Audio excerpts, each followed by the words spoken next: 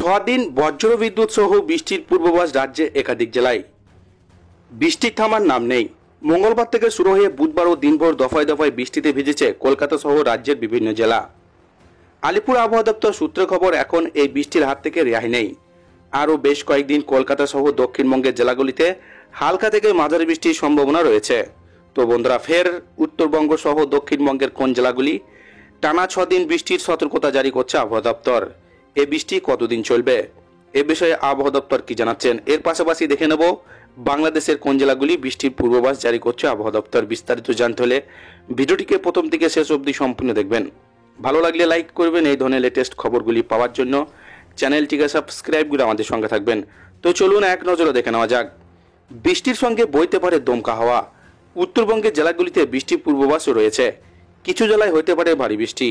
হাওয়া অফিস জানিয়েছে আজ থেকে 15 জুলাই পর্যন্ত কলকাতা সহ দক্ষিণবঙ্গের সব জেলাতেই হালকা থেকে মাঝারি বৃষ্টির সম্ভাবনা রয়েছে।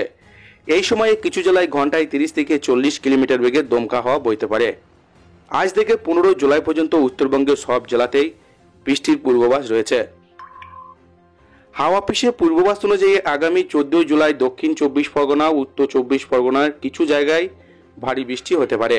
উত্তরবঙ্গের জলপাইগুড়ি, আলিপুরদুয়ারের কিছু এলাকায় আগামী 13 জুলাই ভারী বৃষ্টির সম্ভাবনা রয়েছে। আবহাওয়া দপ্তর জানিয়েছে গাঙ্গেয় পশ্চিমবঙ্গ এবং উত্তরবঙ্গের জেলাগুলিতে আপাতত তাপমাত্রা তেমন কোনো পরিবর্তন হবে না। হাওয়া অফিস সূত্রে খবর, বুধবার শহরের সর্বোচ্চ তাপমাত্রা ছিল 27.4 ডিগ্রি সেলসিয়াস, যা স্বাভাবিকের থেকে 5.1 ডিগ্রি কম। সর্বনিম্ন তাপমাত্রা ছিল 24.8 ডিগ্রি সেলসিয়াস, যা স্বাভাবিকের থেকে 2 ডিগ্রি কম।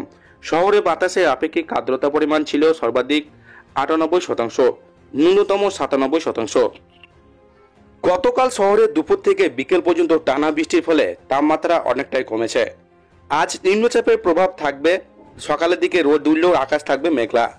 বঙ্গোপসাগরে যে নিম্নচাপের সৃষ্টি হয়েছিল তা ধীরে ধীরে গাঙ্গেয় উপকূল থেকে ঝাড়খণ্ডের দিকে সরে যাচ্ছে।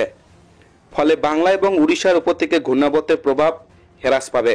তবে এখনই বৃষ্টির প্রভাব কমবে না।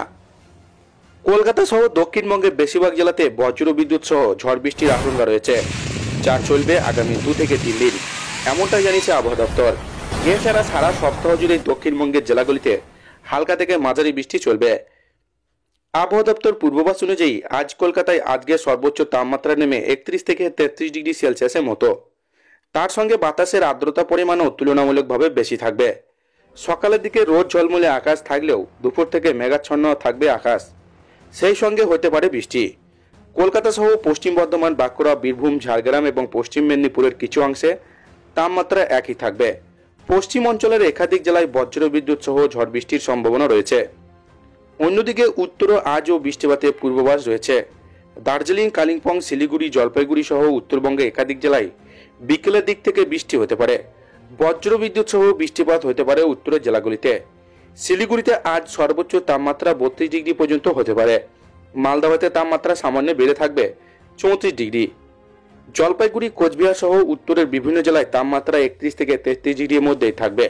তবে রাতের দিকে তাপমাত্রা এক ধাক্কায় অনেকটাই কমে যাবে, 24 থেকে 25 ডিগ্রিতে নেমে যাবে। বেশ কিছু জায়গায় আকাশ সারাদিন মেঘলা থাকবে, সঙ্গে হতে পারে হালকা থেকে মাঝারি বৃষ্টিও। কিছু কিছু জায়গায় বজ্রবিদ্যুৎ সহ বৃষ্টিপাতের সম্ভাবনা রয়েছে।